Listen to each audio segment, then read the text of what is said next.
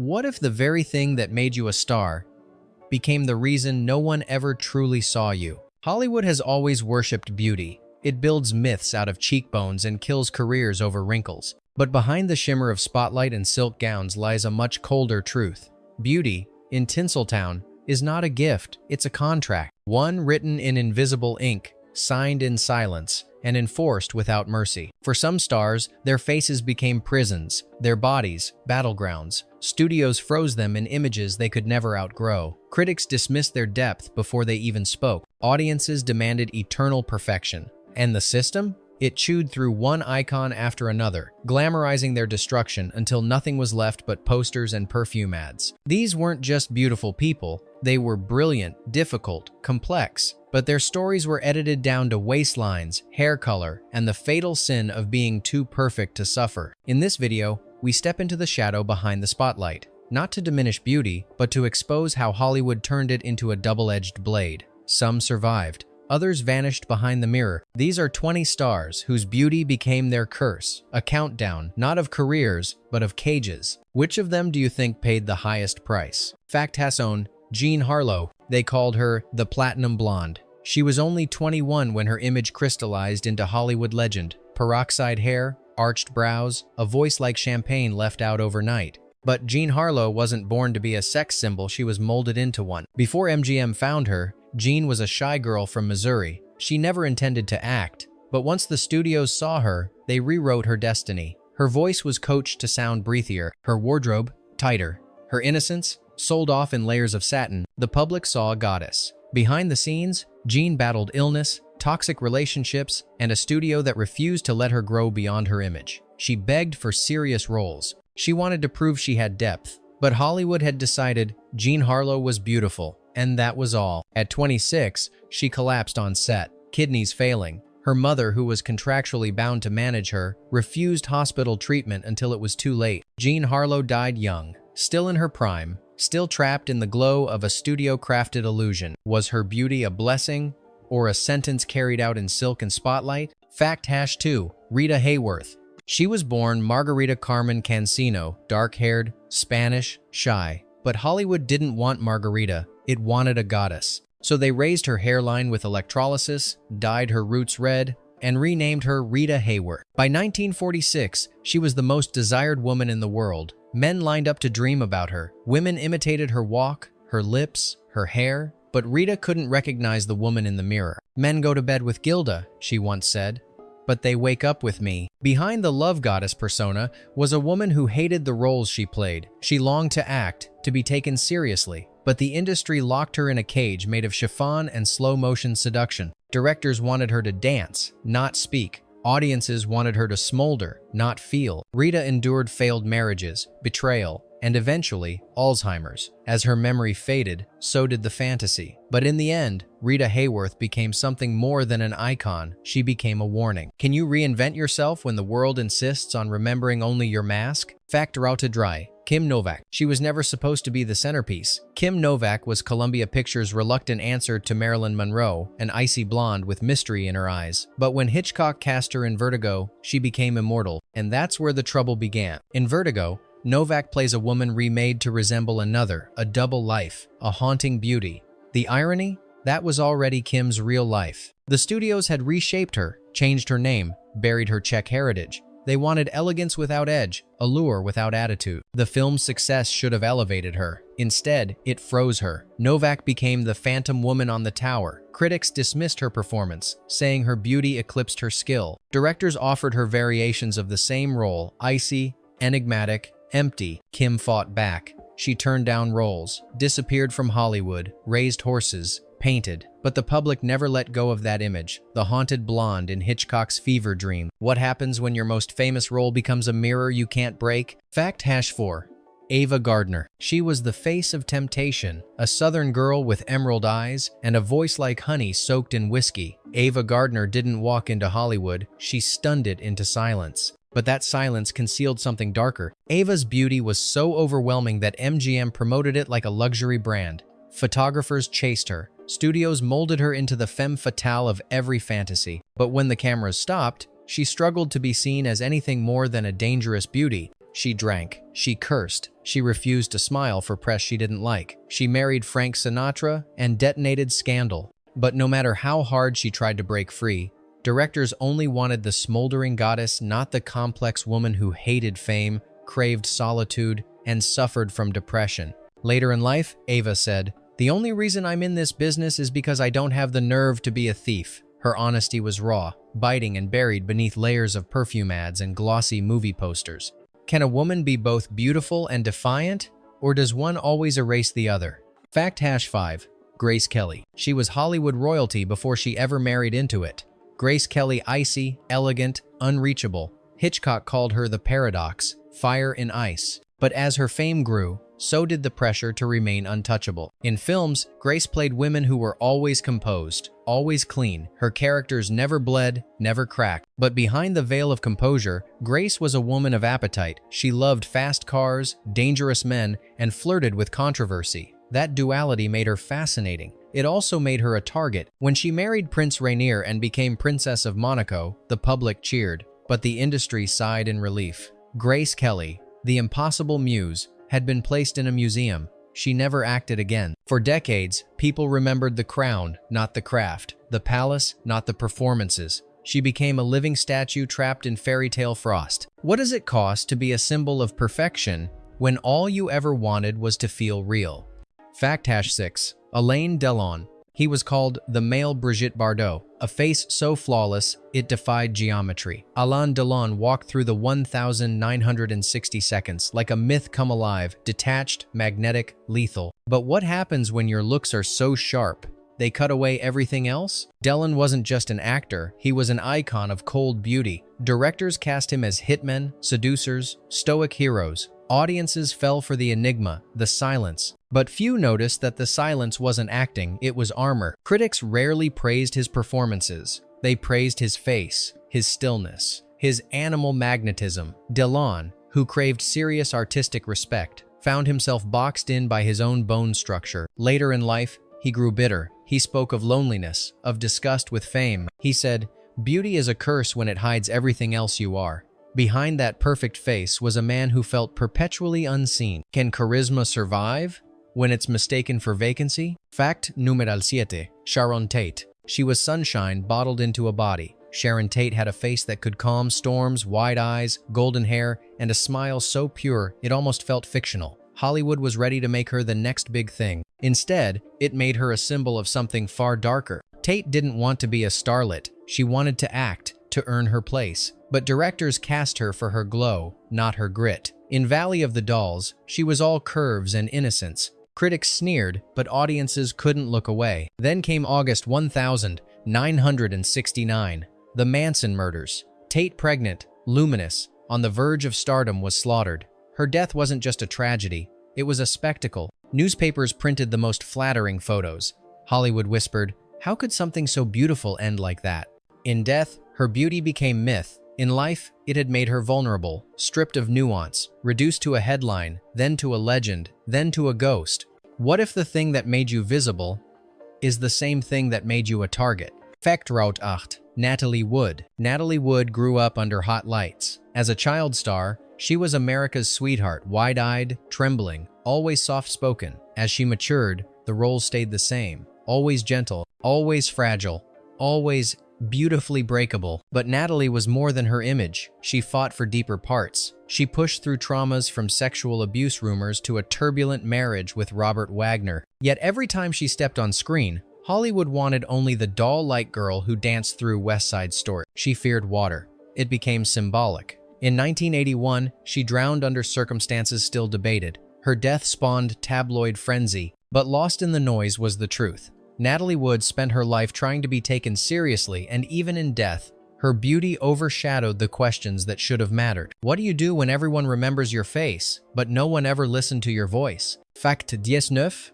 Carole Landis. She was the blonde bombshell who had it all on paper. Carole Landis sang, danced, acted. She entertained troops in World War II. She lit up every room she walked into. But behind the dazzling smile was a woman slowly suffocating. Carole's career soared in the early 40 seconds. Fox adored her. Audiences loved her. But the studio system wanted obedience, and Carole had questions about pay, about scripts, about why women were treated like ornaments. She pushed back, and slowly, the roles dried up. Her personal life unraveled. Affairs, rejections. She fell in love with a married actor who refused to leave his wife. One night, after a dinner where he once again told her no, she took a handful of pills and left a note. The press called it tragic. The studio called it unfortunate, but neither called it what it was. The destruction of a woman whose beauty stopped people from hearing her scream. How many perfect faces are just masks, concealing the fractures beneath? Fact cancelletuno. Veronica Lake. Before Marilyn, before Bardot, there was Veronica Lake, the woman whose pique-wajou hairstyle could stop traffic. It wasn't just a look, it was an empire. Her image during World War II became so iconic that women across America copied her waves until it got soldiers killed. Factories reported accidents because women's hair kept falling into machinery. The government asked Veronica to change her style for safety. Overnight, her signature disappeared, and so did her career. She had been built on that single visual, a perfect illusion of mystery. Without it, the studio didn't know what to do with her. The public moved on. Alcohol, bankruptcy, failed marriages followed. By her 40s, the woman once called the face of an era was tending bar under another name. When she died, newspapers barely noticed. Beauty had made her famous. Losing it made her invisible. Can anyone survive Hollywood when their identity is only one strand of hair away from vanishing? Fact. Una day, Marilyn Monroe. No name defines beauty like hers, and no story defines the cruelty behind it more completely. Marilyn Monroe wasn't born. She was manufactured. Norma Jean Baker was the girl. Marilyn was the product. Fox built her like a formula. Peroxide, curves, innocence, and danger. The world fell in love, but few noticed how lonely she looked when the cameras stopped. She read Dostoevsky, studied method acting, sought meaning, but producers told her to smile more. She did, until she couldn't. Men desired her, mocked her, owned her. The public adored her, even in death. But the real Norma Jean vanished somewhere between the flashbulbs and the pills. Her beauty wasn't her blessing, it was the mask that Hollywood stapled to her soul. Can someone built to be loved ever find love that's real? Fact cancelletuno due. Linda Darnell. She was called the girl with the perfect face. Fox promoted her as divine symmetry incarnate. But perfection is a cruel demand. It doesn't allow room to age, fear, or fail. Linda began acting at 15, lied about her age, and spent her youth trying to keep up with an image she didn't choose. She was smart, ambitious, and fiercely independent. But the studio wanted obedience, not intellect. As she grew older, her features matured, and so did Hollywood's rejection. She became obsessed with maintaining her beauty. Alcohol and despair followed. In 1965, she fell asleep smoking after watching one of her old films. The fire consumed the house, and her. They called it irony. She called it inevitable. When beauty is worshipped like a god, does it ever stop demanding sacrifice? Fact Hasson 3, George Peppard. When George Peppard walked into a room, it stopped breathing. Chiseled, icy, composed, he was the man you couldn't look away from. Breakfast at Tiffany's turned him into a household name, but the industry didn't see a serious actor. It saw a jawline. Peppard studied at Carnegie Mellon and honed his craft on stage. But the moment he became a leading man, Hollywood shut the door on his complexity. He wanted roles with moral weight. What he got were scripts that used his face like a costume. Behind the scenes, he clashed with directors, turned down formulaic roles, and struggled with alcoholism. Studios called him difficult. What they meant was, he refused to be pretty and silent. His later career was a patchwork of missed chances. His face aged, but the image clung. The man inside, the war veteran, the thinker, the artist, remained misunderstood. When beauty puts you on a pedestal, how do you convince the world you're more than just the statue? Fact numeral 14. Lana Turner. They called her the Sweater Girl, a nickname that reduced Lana Turner, a woman who survived scandal, grief, and reinvention into fabric and flesh. Her beauty was a national obsession, but it became her greatest trap. Discovered at a soda fountain, Turner was barely 15 when she became Hollywood's next object of desire.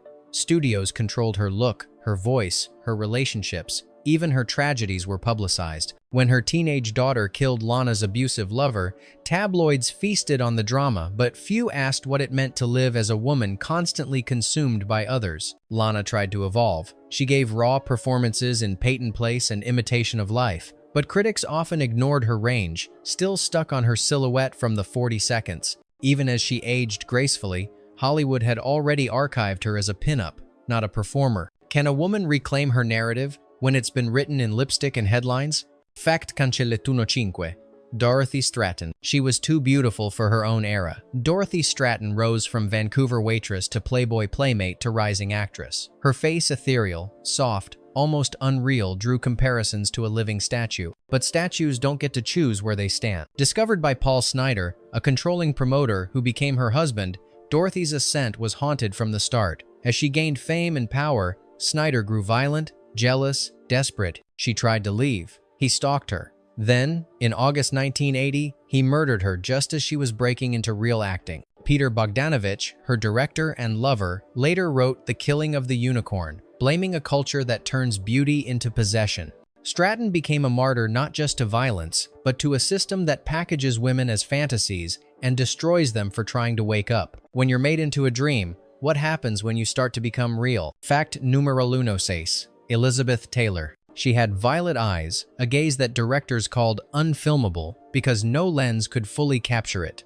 Elizabeth Taylor wasn't just beautiful, she was mythic. From National Velvet to Cleopatra, her image shimmered with power.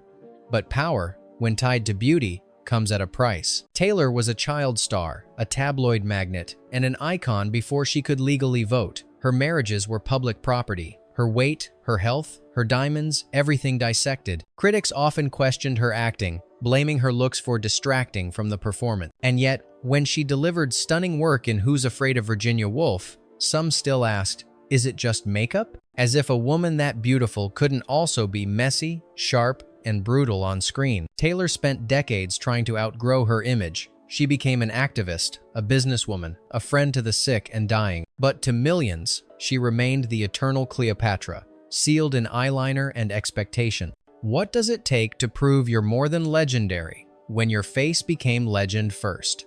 Facte 17, Farrah Fawcett. One poster. That's all it took. Farrah Fawcett in a red swimsuit, smiling with sunlit teeth, became the most sold image of the 1,970 seconds. Overnight, she wasn't a person, she was an emblem of the American dream in feathered hair. But Farrah wanted to act. She wanted to bleed, break, and rage on screen. So she left Charlie's Angels and fought for dramatic roles. Hollywood laughed. Directors hesitated. Audiences weren't ready to see their sunny poster girl unravel. When she starred in The Burning Bed, portraying an abused wife who takes back control, she stunned everyone. But the applause faded. The image lingered. No matter how much she transformed, the world still saw the smile, not the scar. Even in death, battling cancer with grace and defiance, she was overshadowed. Her passing was eclipsed by Michael Jackson's death on the same day. What does it say when a woman's final act of courage is silenced by the memory of her hair? Fact 18.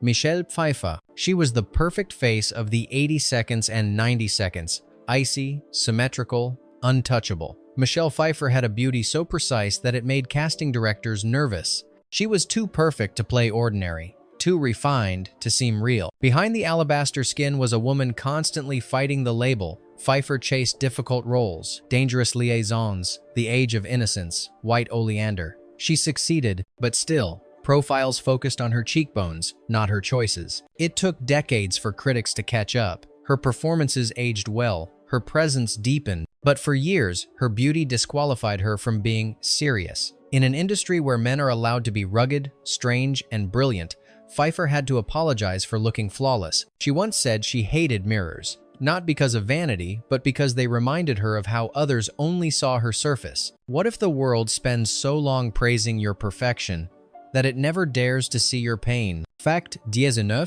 Raquel Welch. She was the cave woman in the fur bikini. One photo from 1 million years BC turned Raquel Welch into the ultimate sex symbol, a term she loathed but could never shake. Welch was no stranger to ambition. She trained hard, studied film, and longed to be seen as a serious actress. But the world only wanted her body. Casting directors dismissed her intelligence. Journalists obsessed over her measurements. When she fought back, she was labeled difficult. Even as she delivered strong performances in films like The Three Musketeers, critics called her surprisingly capable, as if skill had no place in that face. In interviews, Welch grew sharper, angrier. She knew what she had become, a poster, not a person. She spent her later years redefining her image, writing about dignity, health, and aging.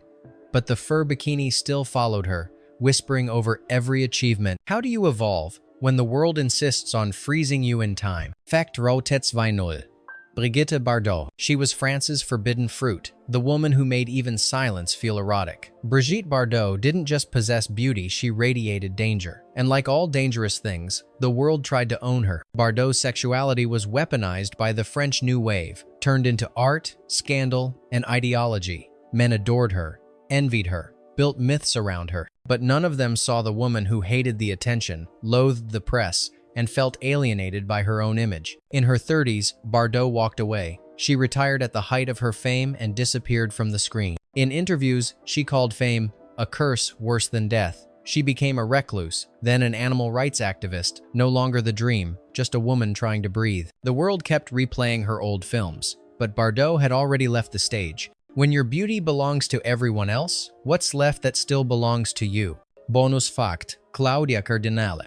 She wasn't just beautiful, she was cinematic poetry. Claudia Cardinale glided through 8½, The Leopard, and Once Upon a Time in the West like a dream with an edge. But her allure wasn't loud. It was internal, restrained, European. And perhaps that's why Hollywood never quite knew what to do with her. Producers praised her face but dubbed her voice. She refused nudity. She refused to move to Los Angeles. And she refused to play dumb. That defiance cost her roles, but it preserved something rarer, her selfhood. Cardinale spoke openly about motherhood, politics, and identity. She championed women's rights in an industry that preferred its muses mute. While other actresses were packaged and consumed, she stood just outside the spotlight's center, watching, surviving, enduring. She once said, "My beauty was never a burden because I never let them hold it." In a world where so many were devoured by their reflection, Claudia Cardinale quietly rewrote the rules. What if true freedom isn't escaping your beauty, but refusing to let it define you? In Hollywood, beauty is currency, but like all currency, it comes with inflation, depreciation, and eventually collapse. These 20 stars were more than faces. They were minds, hearts, voices, suffocated beneath makeup contracts and lighting demand. Their tragedy wasn't that they were beautiful, it's that the world refused to see past it. Some fought back. Some disappeared, some were destroyed. All were shaped then shattered by a system that praised their perfection while punishing their personhood. And now, decades later, we're still looking at their photos, but are we finally ready to look into their eyes? Which of these stars do you think paid the highest price for being beautiful?